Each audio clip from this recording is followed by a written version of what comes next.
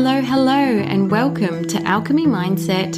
I'm your host, Anna Hasty, business mindset coach for women and a sound healer. If you are ready to become the most aligned, magnetic, and confident businesswoman you are worthy and deserving of being, then this show is for you. This is where I share everything from mindset, energy, and spirituality, and how to embody your future self in business and life. Sprinkle that with deeply relaxing sound healings and meditations, and you have the Alchemy Mindset podcast. Hit subscribe so you always get the latest episode. Now let's begin. Hello, and welcome. Welcome to this episode of Alchemy Mindset. I'm your host, Anna Hasty, and today I am bringing to you another inspiring and insightful interview with Jane Slack-Smith, an acclaimed businesswoman, property investment strategist, and intuitive coach. Jane started out as an explosives expert on mines. Can you believe that? Like, what a cool job. And I would love to say that this interview was focusing on that avenue and aspect of Jane's career, but unfortunately it's not. So while she was an explosives expert, she developed a side hustle and a strategy to create a strong property investment portfolio. As you'll hear, Jane is an investigator, the scientist, and the explorer, and loves to find out how to crack the code and build long-lasting success. And as we all know, success leaves clues, right? I mean, if you see someone else doing something and you see how successful they can be, wouldn't you want to learn from them as well? Jane wanted to share this information. She wanted to share with people, with friends, with family, with the wider community as to how she had cracked the code and developed a key process in creating a strong property investment portfolio so that they could set themselves up and have a strong financial future as well. And it was in that time when she was mentoring and teaching people this strategy that she had identified one key integral missing piece in the process. Now, I'm not going to give the game away because I really want you to listen to this episode, but I just loved chatting to Jane. She and I speak the same language. There are so many, as always, in all my interviews, gold moments, but really, when you hear this, I'm sure you'll be having those aha, wow, yeah, I get it moments. Jane now mentors and empowers businesses with heart-led leaders who are committed to creating a legacy and impact with their service and offers. Her unique blend of marketing expertise, AI business implementation, coaching intuition, and over 2 decades of real-world business success enables her to guide her clients and students towards achieving their true purpose and potential. You'll love this interview with Jane. She was such a delight to chat to, and it was just such a great conversation. Literally, it was like we met up in a coffee shop and we were just having a chat about business and about creating success for ourselves and helping those to do it as well. So sit down, relax, get a cup of coffee, or if you're on the go, just tune in to this episode where you'll hear Jane's expertise and knowledge to create long-lasting success in whatever you do. And without further ado, let's begin.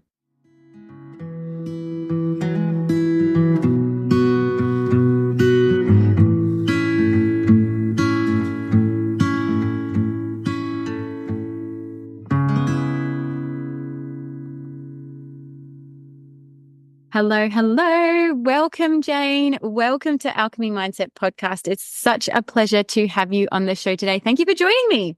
Oh, I'm so excited.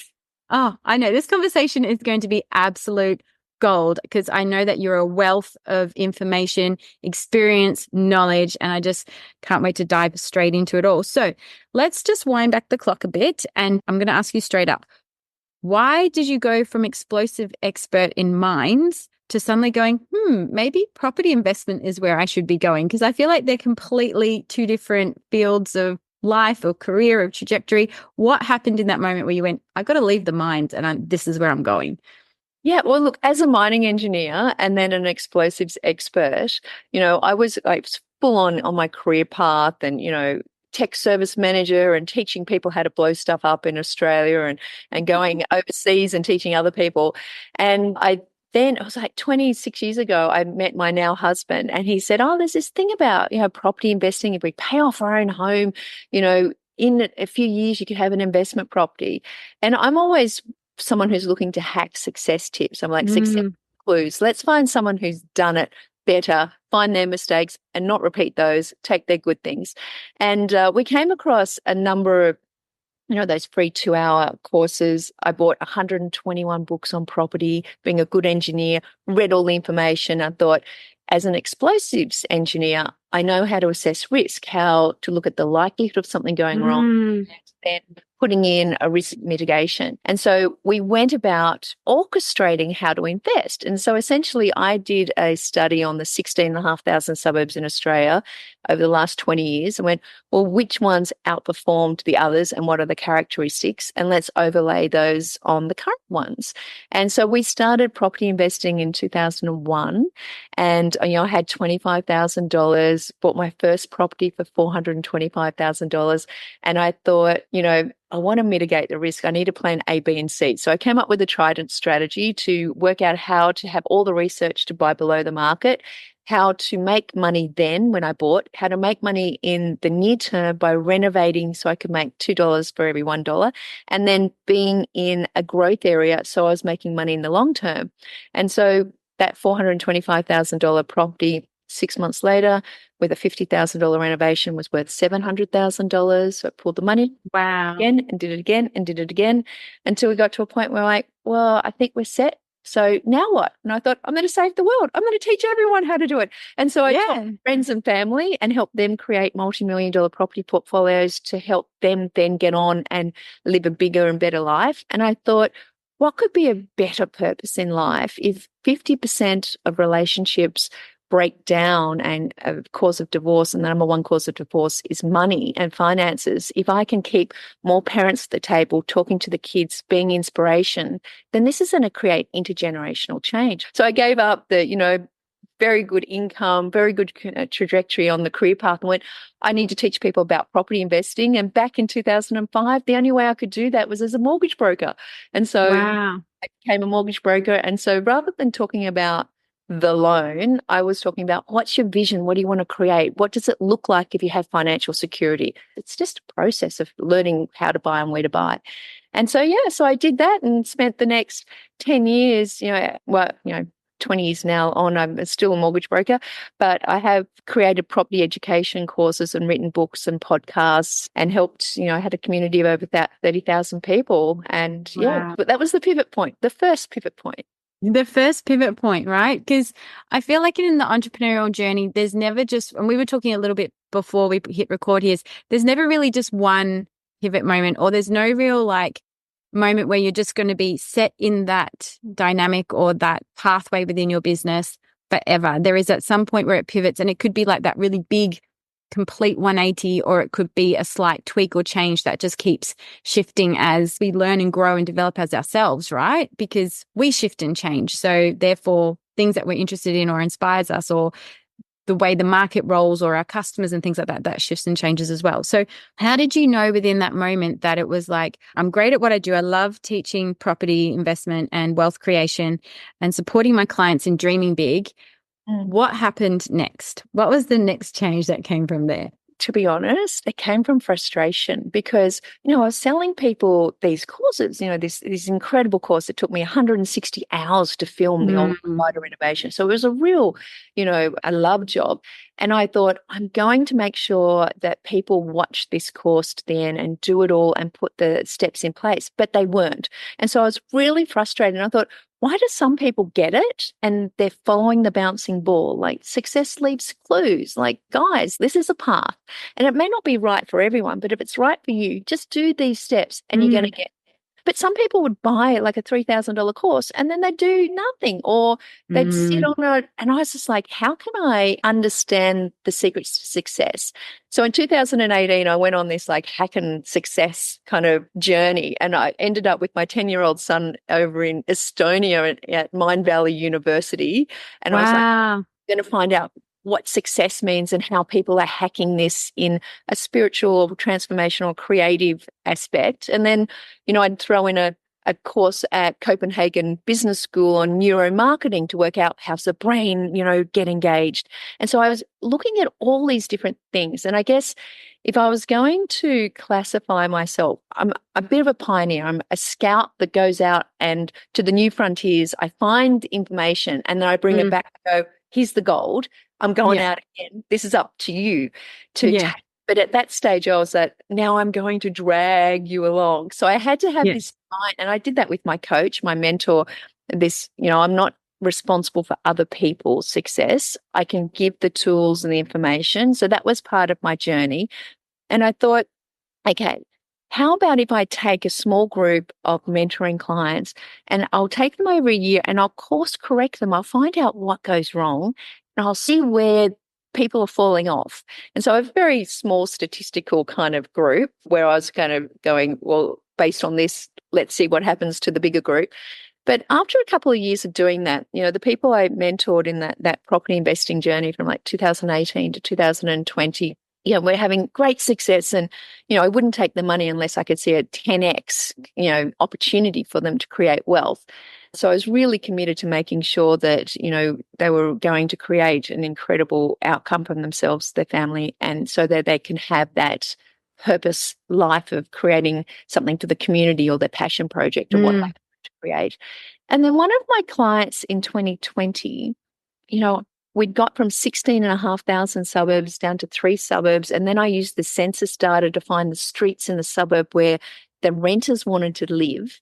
And then I, applied the typical property. So we knew in these 3 suburbs, in these streets, the typical property, for instance, was like a 3-bedroom, 600 square meter block. And I just set up alerts. So when they came up, I'd review them to see if there was potential for renovation or potential for whatever that person's strategy was. And this one, this perfect property came up and I was like, done the review, here you go to your buyer's agent or your negotiator or go and put your offer in. And she said, oh, it doesn't feel right. I was like, you paid me and a significant amount of money to help you on this journey. And, you're creating as a single mother this kind of opportunity for you and your children. Like, why doesn't it feel right? And she's like, no, I'm not feeling it. I thought, oh, that's weird. And I said, are you not feeling it in any other area of your life? And she said, well, I've been waiting for this amazing job opportunity and I've just been offered it, but no, I'm not sure. I was like, is how you do everything, maybe. And so I kind of explored it. And I thought, there's a bigger thing at play here. And there's this beautiful quote by Bishop Desmond Tutu. And he says, I was dragging drowning people from the river. And I realized if I went upstream, I could stop them jumping in. Love that. That's creating this wealth and this financial security for people so that they can, be inspirations for themselves and their family and their community and live their best life fully expressed without, constraints of, jobs and money, etc. But there's something still limiting them. What is it? And then I, started doing the work of William Whitecloud. I then started mentoring with him and I was like, there's these limiting beliefs. And then, I started studying neurobiology and neuroscience and quantum physics. I was like, by the age of 7, 76% of our neuroconnections are already made. If we have had influenced in those younger years, looking for validation, looking for love, looking for acceptance, looking for safety, security from the people in power that were usually our parents, guardians, teachers, and that somehow was not validated or we were separated from, our unique selves. We have created these stories in our mind. Absolutely. And we refer to. And in neuroscience, when something comes up, the amygdala hits and goes, quick, we have to go and rescue something, cortisol, stress hormones, everything goes out. 3 seconds later, the prefrontal cortex goes, wait a second, let's apply some rational thought here.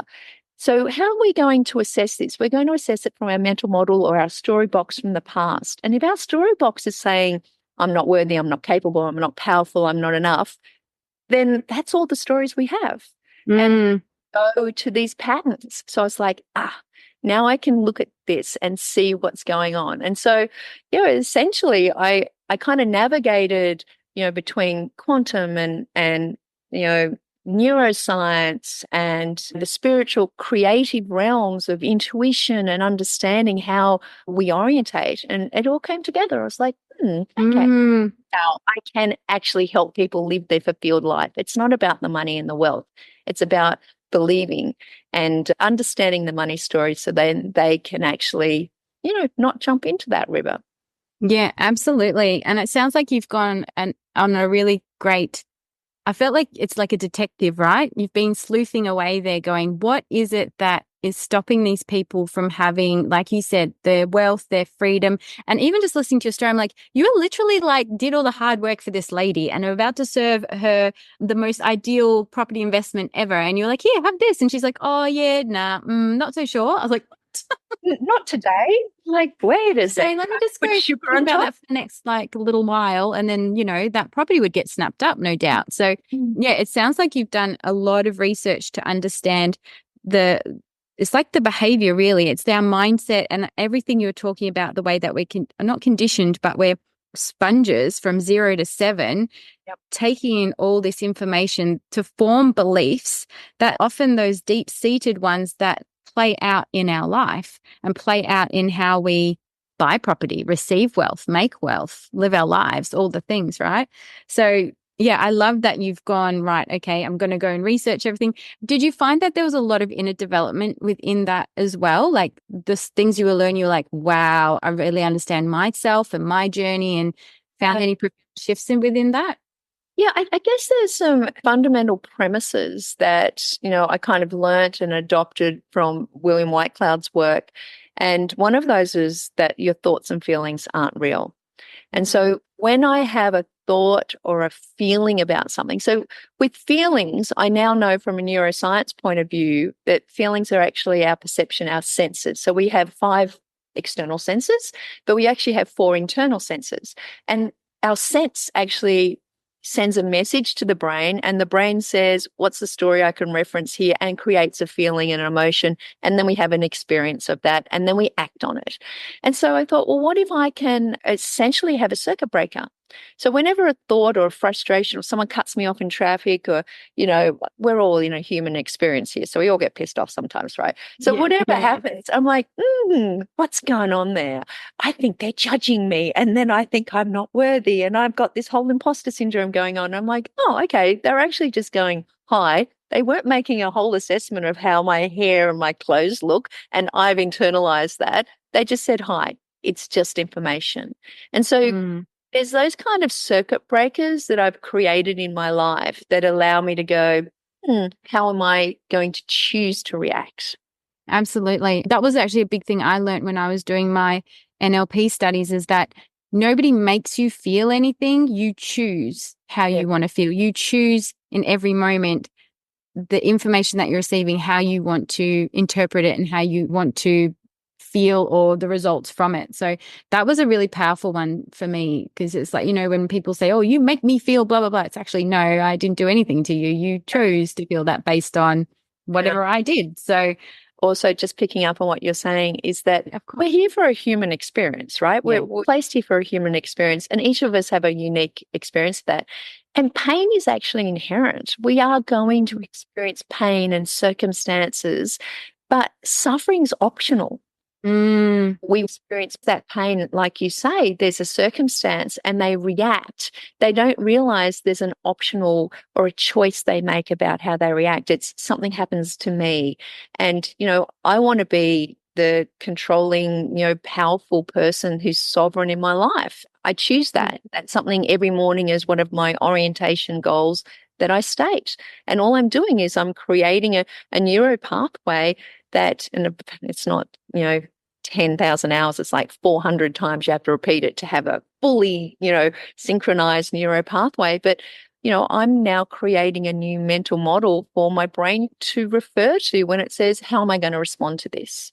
And so it's around me being sovereign and taking agency. I love that. I love that. Is that like one of your morning rituals then? Is that something that you do for yourself? Yeah. I mean, part of the natural success modality is essentially, every 6 to 9 months, you do an individual kind of visualization, usually with a coach, more powerful with a coach, and you go to your land of plenty and you see, what are the things you want to create? And for some people, it is a home, or it might be a, lifestyle of the rich and famous, or, it might be speaking on stage, and, it might be having a puppy. It might be, learning how to ride horses. And there's some fundamental choices about, I choose the end result of living my true nature and purpose. I choose the end result of being healthy of mind, body, and spirit. But, the rest of them are things that come during that visualization. And so, I do that with my coach every 6 to 9 months. And then every morning I step into the emotion. So I create an circle that blocks out everything else. I step into the presence and the emotion of that end result. And then for one of them every morning, I also choose the current reality, and I step into a circle of work, and the circle's just a definition to let everything else go. I'm just concentrating on one thing. I think David Goggins, the Navy SEAL, he talks about when the SEALs come down in the helicopters, they create a circumference so that they can focus just on inside that. It's essentially the same. And I just create that current reality. I'm like, where am I now? And I look at where I'm now, and I pull up my anchors of my beliefs and my limitations, and I put them in my backpack, and I don't need to heal myself or fix myself. I'm just like, it's part of my experience of my 3-year-old might have had, put them and bring them with me. And I go, so here's the emotion of the end result. Here I am now. What's the bridge? What's the next one obvious step I take today? And so, I created simple choices. Back in 2020, I created a choice around seeing the extraordinary in the ordinary and sharing that with people to be a kind of an opportunity for them to see how things could be rather than just their normal patterns.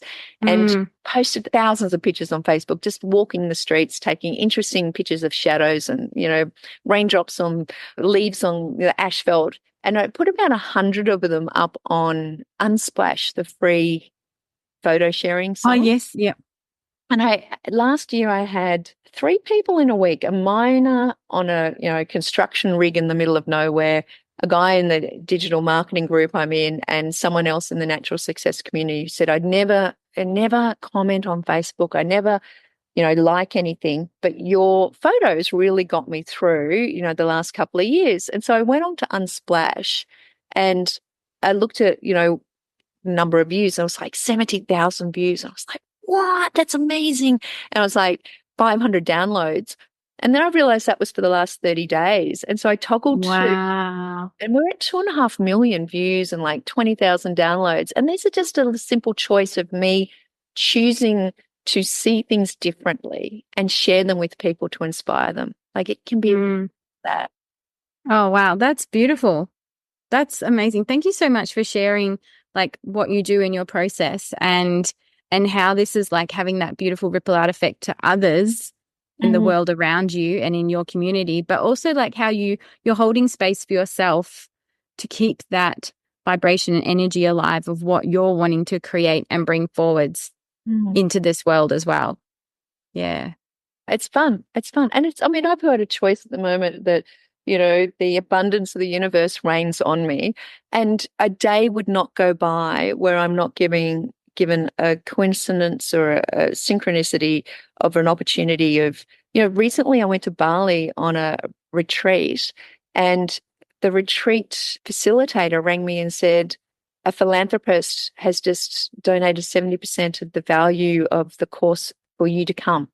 And I was like, what? Like, we just really want you to be there. I'm like, oh, okay. Like, oh, okay. Right, great.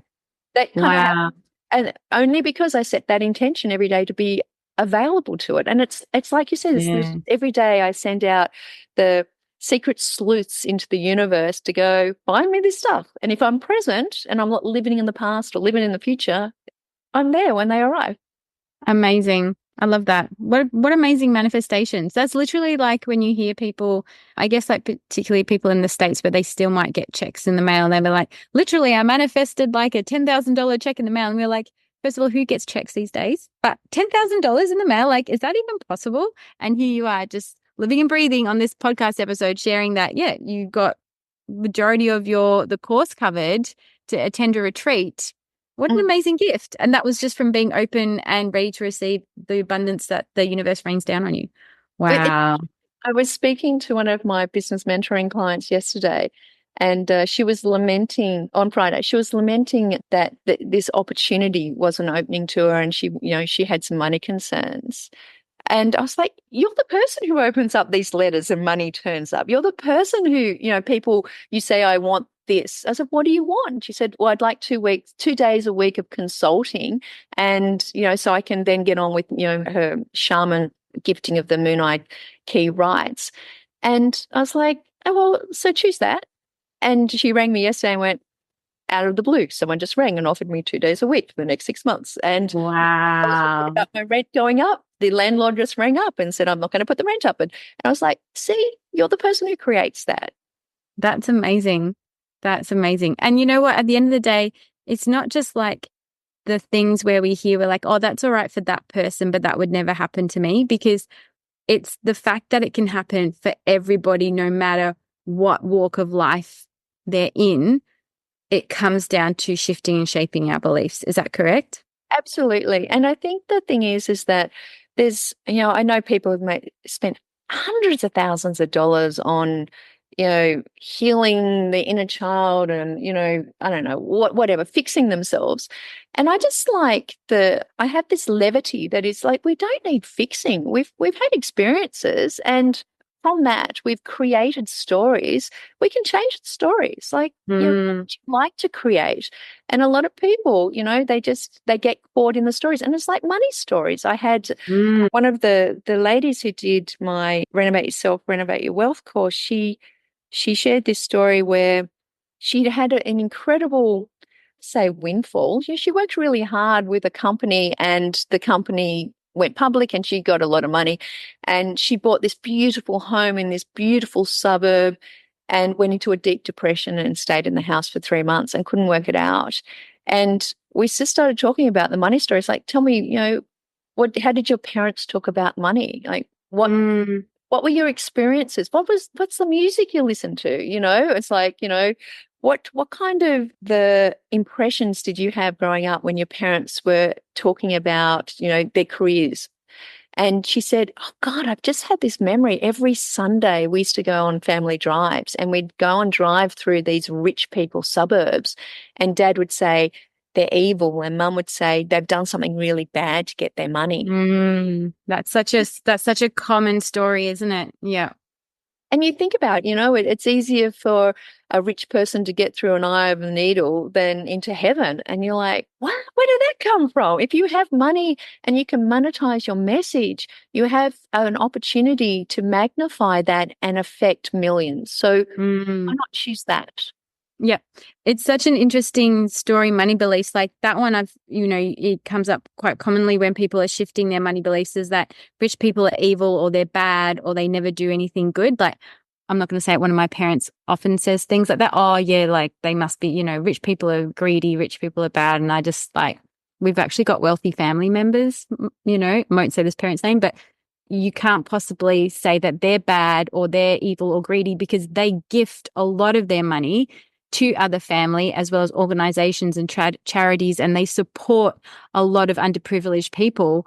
You can't say that all rich people are, that's like a generalization. Like that's just basic generalization. Not all rich people are greedy or bad. Like there are some amazing people out there who have a truckload of money, but they're there doing amazing work, like you said, sharing their message, supporting communities, sharing their wealth, because that's what they want to do. And they've got this amazing ability to do that. I mean, without those people.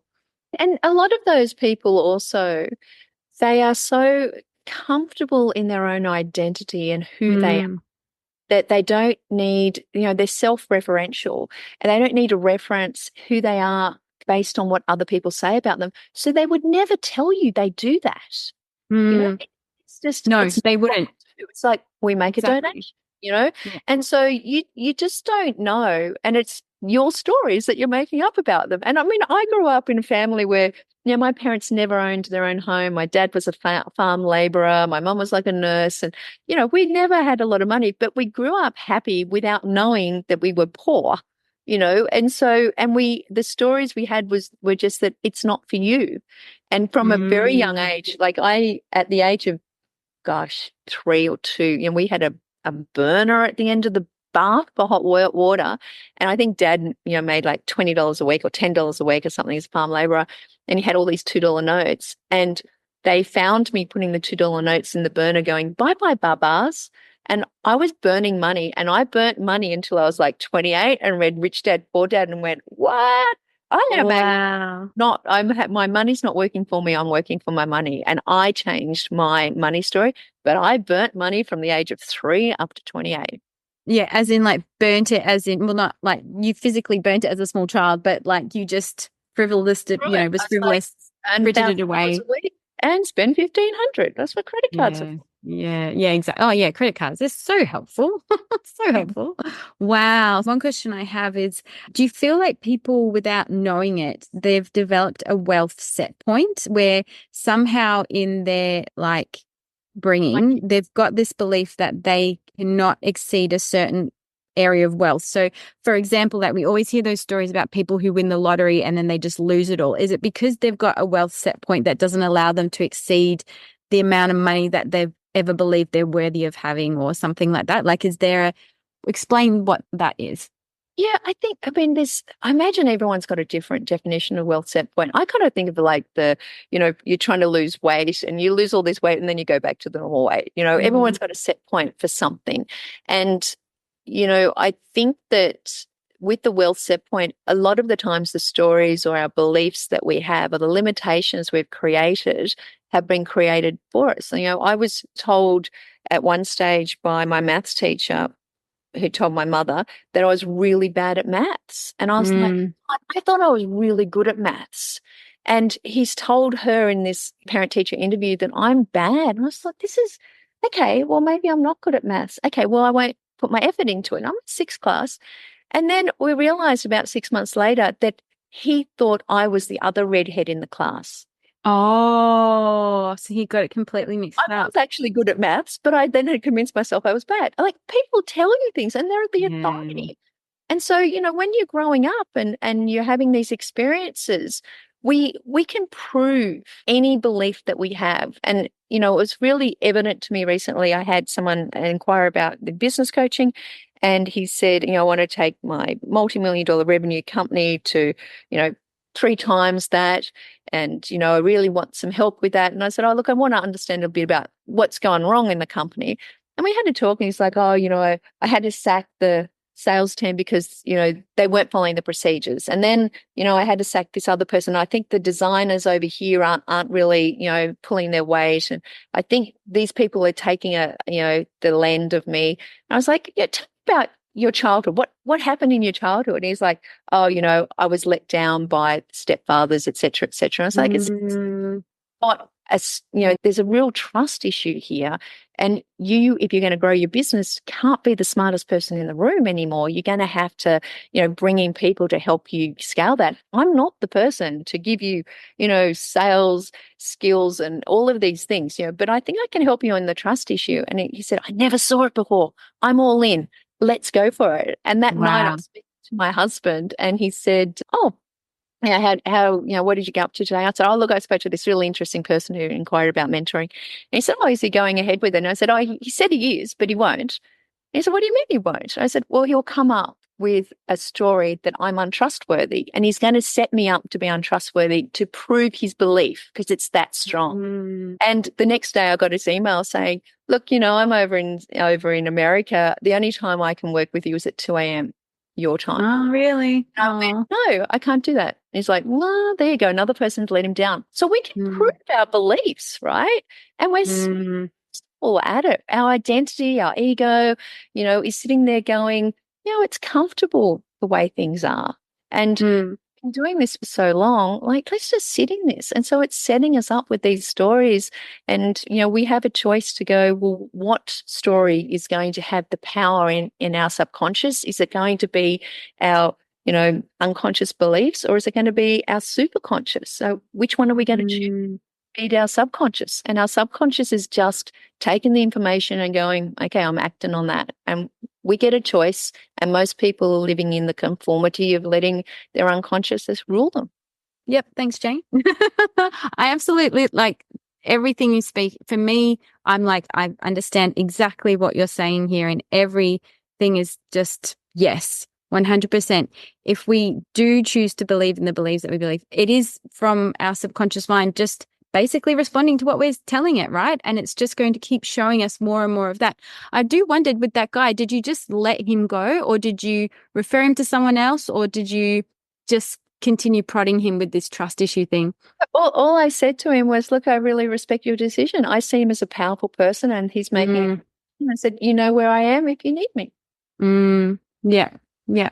I think that's, you know, the previous Jane would have gone all Florence Nightingale and gone and chased him down and I'm going to rescue you, which have taken the power of him and, let his subconscious get the message that he needed to be rescued and all of these things. And now I'm just like, hey, I see you as a powerful person.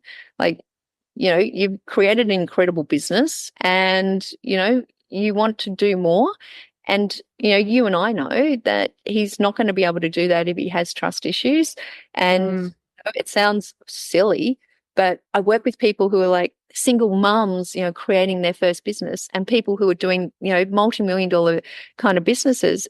And the issues are often just the same. The same. It's the same, isn't it?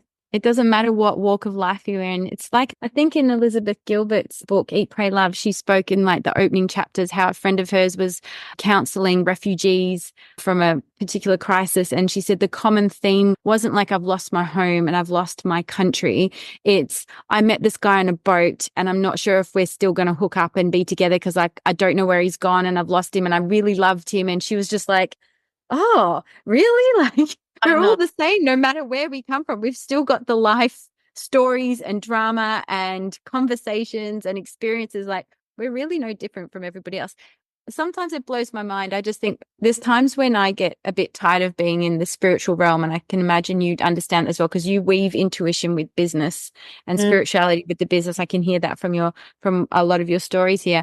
And sometimes I'm just like, gosh, at the same time, our 3D existence is so exhausting. Like, people are just so freaking complex. I know. But it's our human experience, right? That's what we're here to have.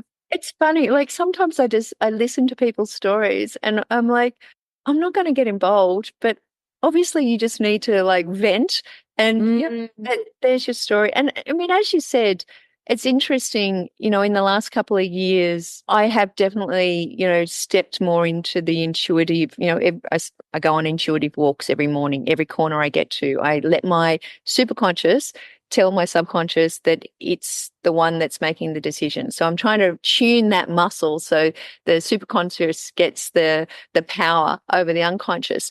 And I've just recently taught a course on how to use intuition and AI and create custom chat GPTs to connect with your ideal client.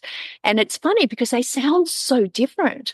But if you look at what's happening in the world at the moment, there's this incredible, focus and rise of awareness of awakening in subconscious and what's happening in the world. And there's also this incredible rise and focus on AI and how that affects the world. And they are seemingly different. And I'm looking at them, both of these incredible opportunities and the meshing. And I'm like, well, what if AI replaces your job or makes you more efficient so that you can get on with what your purpose is and put more concentration on the awakening of humanity? Like, absolutely. Hey, let's do that. And so I, as I said, I'm a pioneer. I go out, I scout things, I bring them back and go, check this out. And, I have delight in the journey. Yeah, absolutely. I can tell from just hearing and obviously seeing you in this recording that it lights you up to do this investigation, to experience these things and bring it back and go, right, so this is from my research and this is from my experiences. And I think this is going to help you. It's like you've come back and given everybody the shortcut. And then we're here to then receive the information, but do the work on ourselves. And I think that's what really a lot of coaching and mentoring comes back down to. Like it's like they say, you can lead a horse to water, but you can't make it drink. So with the example of that guy who inquired, you can give him, like, I can tell you how you can, to do the transformation. I can tell you, I can see what the problem is, but only you can do the work to make the shifts and changes happen so that you can have an incredibly whatever he wanted, 10x to 100x to 1,000,000x kind of business and lifestyle to go with that. Well, I mean, you would know this as a business coach and entrepreneur yourself that, you know, a lot of people in his instance and following up on your question of like, you know, did you keep talking to him? And I'm like an absolute student of digital marketing and human psychology. So, you know, I do a lot of coaching, not coaching, I'm coached by some great mentors in marketing. And there's a study that was done where they looked at a Las Vegas big event, and it was like a homewares event. And, you know, you scan your card to say you're interested in taps. And they found there was something like 15% of people who scanned the card to say they were interested in taps bought within the first 30 days, but 80% bought in the next 2 years. And what happens often, what we do is we turn up and we say, you know, did you want to buy my thing? Or did you want to be involved with me, you know, personal level, friendship, communication, networking, whatever it is. And someone will say no, and you might give it another go, maybe another go. I mean, you're a salesperson who tries 3 times are really quite good. With my mortgage broking business, my property education business, I built 2-year out follow-ups where I would, you know, have it more frequent in the first half, and every 6 months I might go back and go, you know, you did inquire about this. You know, what do you think? Where are you now? Because it's like Facebook and Instagram. We think because no one liked our stuff that all of a sudden, you know, we're not viable. When the reality is they're probably just getting on with their life. You know, their dog could have died, or they're on holidays, and we're sitting there going, oh my God, I'm not important anymore. And, you know, we make too much out of it. We make too much out of it. And, you know, people aren't ready often to engage with us, be it professionally or personally, and you know, we take that as an affront rather than just, you know, maybe it's not the right time. Yeah, absolutely. I think what you said has got so much value in that. So yeah, thank you for sharing. Whatever that was. Yeah.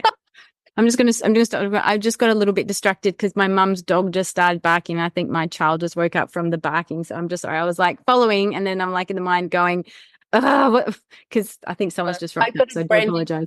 I got a brand new puppy on Thursday. So this is me with like lack of sleep. Oh my goodness. Totally. Like I ran from the office down to the house to go, are you okay? Yes, you're okay. All right, I'm back. Oh gosh, puppies are just like children, you know, and you know, just having to make sure they're okay because they're such little creatures, aren't they? You know, it's like having a newborn and a toddler at once, because your newborn, so you're in the middle of the night getting up, making sure it's okay, and then it wakes up for like 4 hours a day, and it's just like a toddler. It needs all this attention. Like, okay, all right, can you do that between my meetings? That'd be handy. Yeah, exactly. Not right when I'm trying to like get something done, and you know, or in the middle of the night, because then you're just like, I have to go back to sleep. I've got early day or whatever it is. Of course, I'm knowing that I need 7.5 hours sleep, or I'm going to, you know, die early. You're like, let me sleep. I got a toy cavoodle. Ooh, oh my goodness. It's like really tiny puppy. And this is the most beautiful face. I look at her, I'm like, my husband Todd just keeps saying, you're in love with it. I'm like, I think I am. Yes. I just look How at could you not be? Oh my goodness. Is this your first time having a puppy? I had one about 30 years ago, and I've been trying to convince my husband for the last 20 years that we should get one, but he's run out of anniversary presents, so I got it for my anniversary. My 16 now I'm just going to get you all the accessories for your dog each and every single anniversary. I got it all. I was good at good engineer still. I went and did the research, and my 16-year-old son now talks to us. He comes down to the puppy, so I'm like, oh, great. Well, there you go. Who would have thought having a puppy would reunite family? It's us. Oh, amazing. Okay, so I think we're where we're at. I'm just going to regain some focus again now that the whole module is finished out there. So we just basically what it was, you know, we make too much of other people's opinions, be it Facebook or be the fact that they haven't taken up our offer.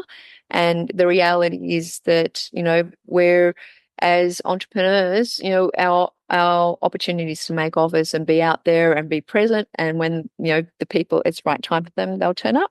Absolutely. And I think what an affirmation that I've been told by a business coach is always like, fortune is in the follow-up. So it is important to follow up and, you know, and just present what you're offering again, just to check in. Because like you said, maybe something else is happening in their life and they really want to, but they haven't had that time or frame and they just want you to jog their memory again. I mean, a perfect example is I was in the supermarket the other day and I bumped into a lady. She's like, oh my goodness, I've been meaning to book in with you and I just haven't. And I said, that's fine. Do you want to do this or this? Do you want me to send you the details? Send me the details and then I'll action it. Because she said I could see in herself she just wouldn't have the time to sit there and do it. But if I give her the links and the options, she'll make the decision and do it herself. That's fine.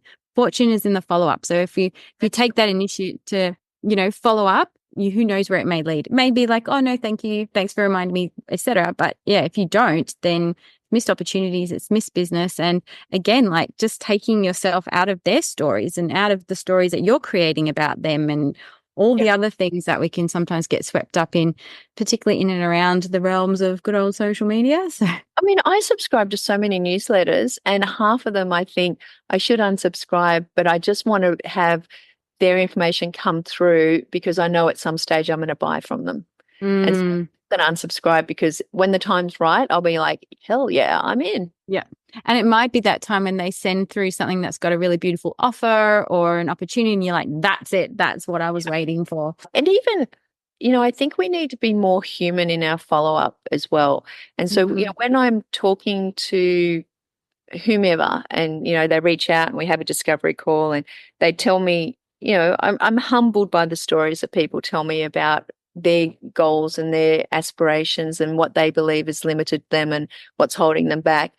And often what will happen, whether they work with me or not, buy a course, coach, whatever it is, I often will come across a magazine article or a picture or a piece of software or something that will go, oh, actually, this would be good for that person. And I just send it to them. It's interesting how many people go, I can't believe that you remembered that we spoke about that, or how, important that was to me, and or how much I love yellow flowers. And I'll walk past some yellow flowers to take a photo, or they're saying I'm having trouble managing my calendar. I'm like, oh, I use Calendly, but there's this thing called Tiny Cow that's cheap. And then I see this AppSumo offer that it's $29, not $150. And I'll send it to them like, how did you remember that? I'm like, well, it was important enough for you to tell me. I've just retained the information. And if I see something, I'll help. And so I think the follow-up these days, it needs to be a bit more personal. It needs to be from the heart. And it's like, well, how will this, it's not the, hey, did you want to buy my stuff? It was like, let's just keep the conversation open and let you know that, I'm thinking of you. That's beautiful. I like that. That's a great tip to keep it more personal and to keep it like a conversation. You will run into people and they go, like you just had, I've been meaning to talk to you. And you're like, oh, hero. Yep, here we are. We're in the shopping trolleys. We're in the supermarket. Let's have a conversation now. I'll meet you in the cereal aisle. Yeah, amazing. Thank you so much for coming on the show, Jane. I feel like you have shared so much gold, so much wisdom, so much knowledge that I know my community and listeners will greatly benefit from everything that you have shared and explained. So thank you so much. Just one last thing before I let you share where we can find you and all your amazing offers. What would be one piece of advice you would give an entrepreneurial woman who is just about to start out and start her very own business? I would say to them, you don't need others to believe in you and in what you're creating and the vision that you see. You just have to believe in yourself and have complete visceral emotional connection every single day to that vision. And that will hold you aligned to, creating that course. Yeah, amazing. Amazing. I love that. That's very, very, very helpful and very, very empowering for someone to hear that if they're in that place and mindset of I want to create something. Yep. Believe in myself first, back myself first. Yeah, absolutely. So please, Jane, just share with us how we can get in contact with you when we want to receive more of your amazing courses and programs and mentoring. Where do we find you?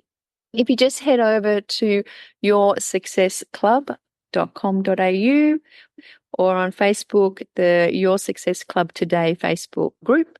And love to engage and talk more. Amazing. Thank you so much for coming on the show. I've really enjoyed our conversation. It's brilliant. Love it, love it, love it. Thank you for inviting me. It's just been a blast, and I love what you do and for your community and just the dedication that you have in inspiring women to create the dream for themselves, that is intergenerational change, by inspiring their children, their community, and their families. Like, it starts with us. Absolutely. Thank you so much. Thank you. Thank you so much for tuning in and listening to today's episode. Please rate and review this podcast so that it can continue to thrive and reach more listeners. I love to know who my listeners are, so please screenshot this episode and tag me on Instagram at Anna F. Hasty. And I look forward to connecting with you in the next episode.